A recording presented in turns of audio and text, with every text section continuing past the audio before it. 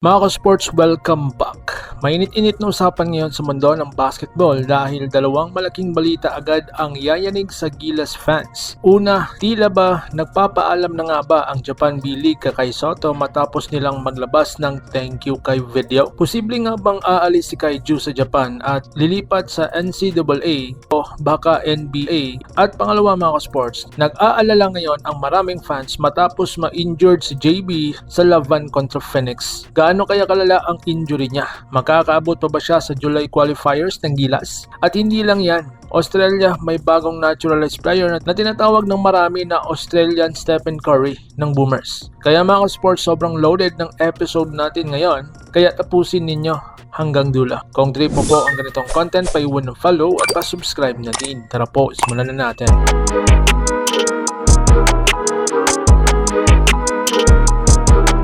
Mga sports, Kai Soto issue. Nagpapaalam na nga ba ang Japan? Unahin muna natin si Kai mga ka-sports ha. Tapos na nga ang season ni Kai sa Japan at officially free agent na siya ngayon. Kaya naman kaliwat kanan na ang lumalabas na rumors tungkol sa susunod niyang destinasyon. May mga nagsasabing posibleng lumipat siya sa ibang B-League team at may ilan ding nagsasabing baka bumalik siya sa NBL. Pero ang pinakamainit ngayon, ang NCAA at NBA Summer League. At ito na nga ang nakapagpagulo lalo na sa fans. May isang kaibigan ng ating source na nag-message sa kanya matapos daw niyang mapanood ang inilabas na YouTube video ng V-League tungkol kay Kai. Ang caption daw ng kaibigan ay simpleng thank you Kai. Doon pa lang napaisip na agad ang maraming fans bakit nag-thank you sila kay Kai agad. Bakit para bang despedida vibes? At nang tignan nga natin mismo ang video, totoo nga mga ka-sports, full season highlights ni Kai ang laman nito habang suot ang jersey ng Koshigaya Alphas. Pero ang mas nakakapagtaka, kasabay nilang nag-upload ng highlights para kay Kefir Abena pero hindi naman nag-thank you ang title. Kaya natural lang mapaisip ang fans kung may ibig sabihin talaga ito. Clue na nga ba ito na aalis si Kai? Sa totoo lang mga sports, wala pa po tayong official na confirmation pero possible talaga. So ngayon, NCAA ba ang susunod? Isa sa pinakamalakas sa usap-usapan ngayon ang posibilidad na maglaro si Kai sa NCAA Division 1 Basketball sa Amerika. At bakit naman hindi? Mga sports, sobrang laki na ngayon ang NIL deal sa NCAA. Yung mga dating G-League players nga bumalik sa college dahil sa laki ng kita. Imagine nyo na lang mga sports ha, may mga reports na ang ibang players ay kumikita ng halos 600,000 hanggang $1 milyong sa NIL lang kahit bench player lang minsan. Paano pa kaya kung si Kai Soto na ang isa sa pinakakilalang Asian basketball player sa social media? Kapag may school na mag-offer kay Kai, nako, napakalaking NIL package, guaranteed playing time at exposure papuntang NBA. Napakalaking posibilidad na kunin nila yan. At dagdag pa dyan mga sports ha, nakita na rin natin ang trend ng international players ngayon. Kahit may mga dating professional players na bumabalik o pumapasok sa NCAA dahil mas maganda na ang sistema at mas mataas ang visibility papuntang NBA. So ngayon, Summer League ba ang magdidesisyon? Pero para sa akin mga sports, ang pinaka-importanting factor dito ay ang NBA Summer League. Dito talaga magdedepende ang lahat. Kapag nakapaglaro si Kai sa Summer League at nagpakitang gilas, possible na may NBA team o G-League team ang kumuha sa kanya. At alam naman natin na kapag binigyan lang ng tamang opportunity si Kai, kaya niyang magipagsabayan lalo na sa kanyang height, shooting at rim protection. Pero kung hindi man siya makakuha after Summer League,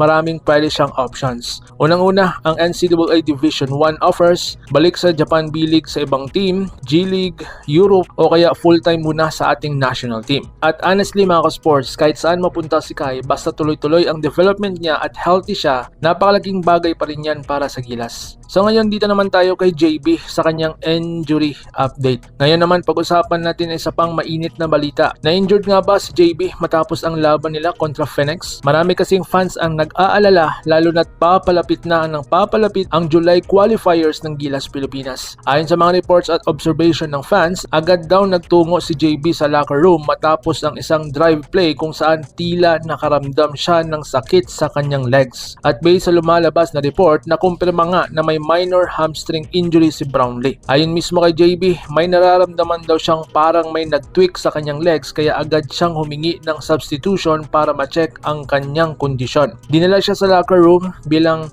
precautionary measure at hindi na pinabalik sa laro upang maiwasan ang paglala ng kanyang injury. Buti na lang at nanalo pa rin ang Ginebra kontra Phoenix at nakapasok sila sa semis. Pero syempre mga ka-sports malaking concern pa rin ito para sa Gilas dahil si Brownlee ang puso at leader ng national team sa mga nakaraang tournaments. So ngayon gaano kalala ba ang hamstring injury? Ngayon gaano nga ba kalala ang injury na ito? Kapag grade 1 hamstring strain lang ito, usually recovery niyan ay nasa 1 to 3 weeks. Pero kapag grade 2 o grade 3 na, nako, mas matagal. Pwedeng umabot ng ilang linggo hanggang buwan depende sa severity. Kaya ngayon ang dasal ng lahat ng Gilas fans ay sana minor lang talaga at makabalik agad si JB bago ang July qualifiers. Dahil tandaan natin mga ka-sports wala pa tayong solid backup naturalized player na fully ready para palitan siya. So ngayon Australia may Stephen Curry version at habang may problema ang Gilas sa injury concern, Australia naman lalo pang lumalakas. Opisyal lang ang inilabas ng Boomers ang kanilang bagong naturalized player na si Bryce Cotton.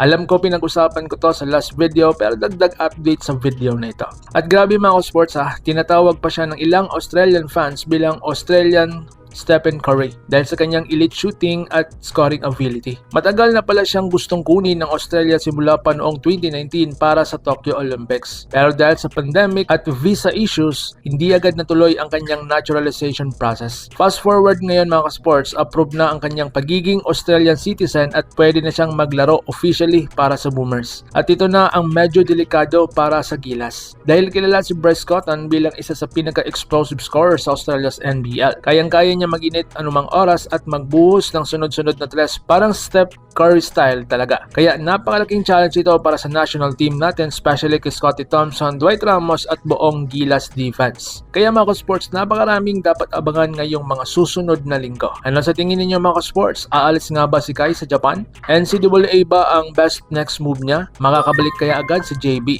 At kaya bang tapatan ng Gilas ang bagong halimaw ng Australia na si Bryce Cotton? Comment your thoughts below at babasahin ko yan. At syempre, huwag kalimutang mag-like, share, subscribe at pahit ng bell para updated tayo pareho sa mga ganitong uploads. Maraming salamat sa walang sawang suporta mga ka-sports. So paano? Ingat po kayo. God bless us all.